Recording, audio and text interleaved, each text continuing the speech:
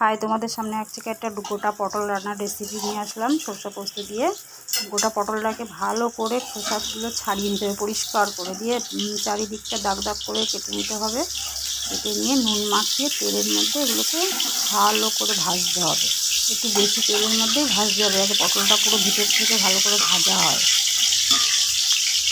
পটলটা দেখেছো কেমন করে ভেজে নিয়েছি আমরা একবেলার জন্য 4 জন মানুষ, ওই জন্য অল্প কটায় পটল করেছি। তোমরা তোমাদের পরিমাণ মতন করে নেবে। সেই গরম তেলের মধ্যে একটা শুকনো লঙ্কা ছিঁড়ে দিবে। শুকনো লঙ্কাটা একটু ভাজা ভাজা হলে, দেখেছো শুকনো লঙ্কাটা একটু ভাজা হবে। ভাজা হয়ে গেলে তার মধ্যে একটু কালো জিরে ফোড়ন দিতে হবে। কালো জিরেটাই ফোড়ন দিতে হবে। কালো জিরে ফোড়ন দিলে তরকারিটা আর কি খুব টেস্ট হয়। কালো জিরে ফোড়ন দিবে। এবার তার মধ্যে সরষে পোস্ত বাটাটা দিতে হবে। সরষে পোস্তটা পরিমাণ মতো দিবে, যেমন পটল ছিল সেরকম দিবে।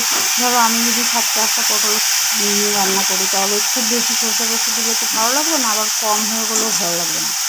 যেরকম যে খাবে সেরকম মশলাটা যেরকম খাবে সেরকম গা মাখা মাখা যাতে হবে, সেরকম মিডিয়াম মতন সরষে পোস্ত বাটাটা দিতে হবে।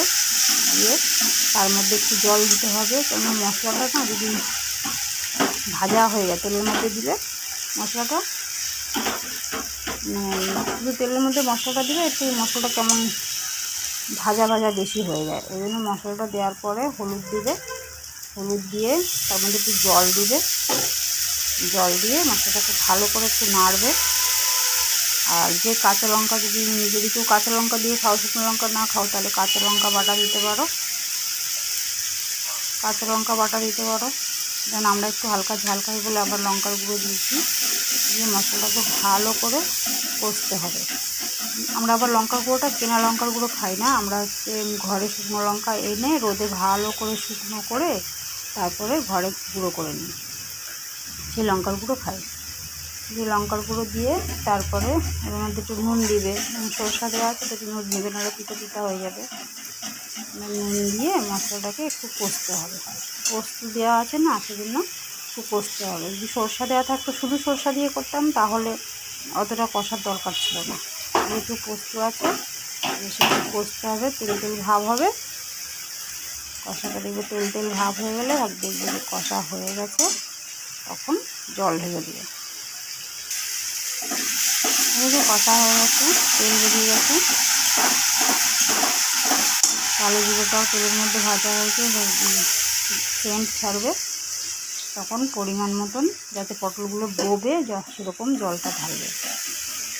ঠিক আছে, জলটা দিয়ে নুন তো যা দেওয়ার দিয়ে দিয়েছি, আর নুন দেওয়ার দরকার নেই। তোমাদের অসুবিধা হলে পরে টেস্ট করে দেখবে, নুন কম বেশি হলে তখন সেটা দেখে নেবে। জল দিলে গোটা গোটা পটলগুলোকে ঝোলের মধ্যে ঢেলে দেবে। কেননা পটলগুলো তো মাঝখানে কাটা কাটা থাকে, ভাজার পরে একটু নরম হয়ে যায়। ওটাকে আস্তে আস্তে একটা একটা করে ঢালতে হবে, না হলে ভেঙে যাবে।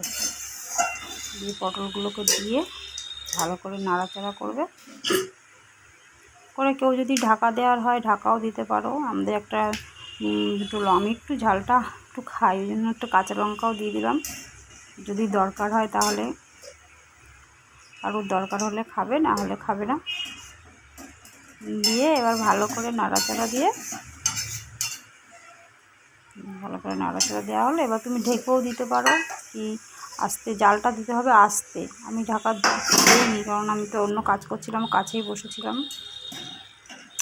জালটাকে দিতে হবে হালকাভাবে, বুঝলে, হালকা জাল দিতে হবে।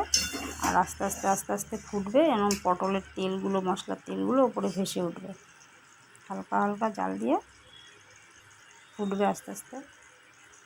দেখেছো তরকারির ওপরটা কত সুন্দর হয়েছে, গামাখা মাখা হবে। আবার খুব বেশি গামাখা মাখা করে যদি নামিয়ে দাও তাহলে একদম টেনে যাবে। দেখেছো আমি নামিয়েছি গামাখা মাখা, কত সুন্দর লাগছে। এই পটলটা দিয়ে এখন গরম গরম ভাতে যদি তুমি পটল আর একটু সরষে পোস্তের মশলাটা দিয়ে এখন এক থালা ভাত খাবে, কেমন হয়েছে সবাই একটু বলবে।